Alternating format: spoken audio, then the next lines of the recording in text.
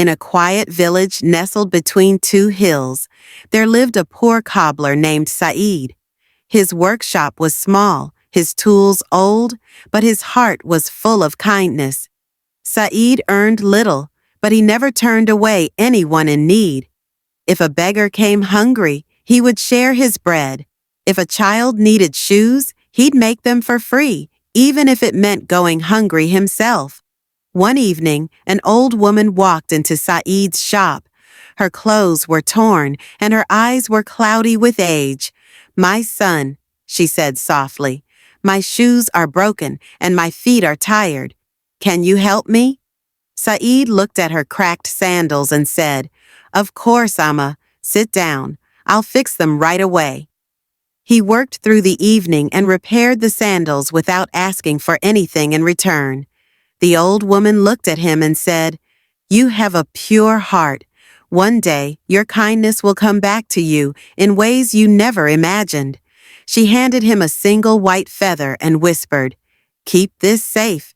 It holds a secret." Saeed smiled politely and placed the feather on a shelf, thinking it was just a blessing from an old woman. Years passed. The village changed. Rich traders came. Buildings grew taller, and people became busier. Saeed remained the same, humble, honest, and kind. But life grew harder. Fewer people came to mend shoes. Some laughed at his simplicity, calling him a fool for not chasing wealth. One stormy night, a loud knock came at his door. A young man stood there, drenched and bleeding. "Please," he begged, "they're after me." Without asking questions, Saeed pulled him in, bandaged his wounds, and let him sleep on his floor. In the morning, the boy was gone, but he had left behind a note. "You saved a life. Thank you." A few days later, the village was in chaos. The prince's convoy had been attacked nearby, and the prince had disappeared. Posters were everywhere. A reward was offered. People gossiped and speculated. Saeed said nothing. Weeks turned into months, and one day, a royal carriage stopped in front of his tiny shop. Guards stepped out, followed by a tall, handsome man in fine robes. Saeed didn't recognize him until he spoke. "Do you remember me?" the man asked. Saeed stared at him. "I was the wounded boy you helped during the storm." Saeed's eyes widened.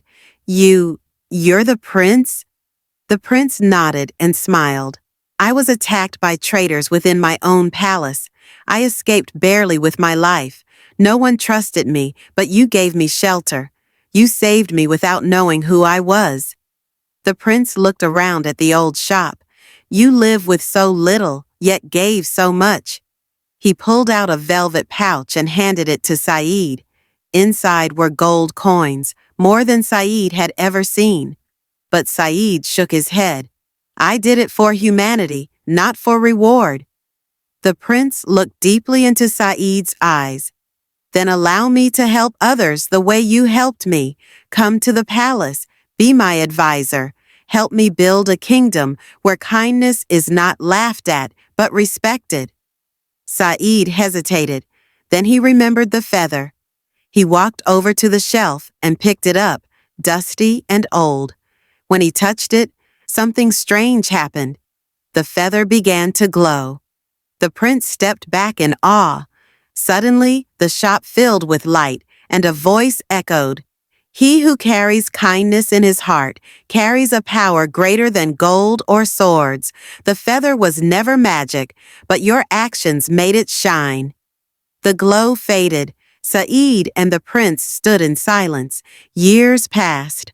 Under the prince's rule and Saeed's guidance, the kingdom prospered. Schools for orphans were built. Hospitals for the poor opened. And Saeed never let wealth change his heart. He wore simple clothes, lived in a humble house, and continued to mend shoes from time to time, just to remind himself where he came from. People came from far and wide to meet the man with the glowing feather, the cobbler who became a king's advisor, not because of power, but because of kindness. And the moral of the story? True wealth lies not in gold, but in the goodness we carry within. Even the smallest act of kindness can change a life, and sometimes even a kingdom.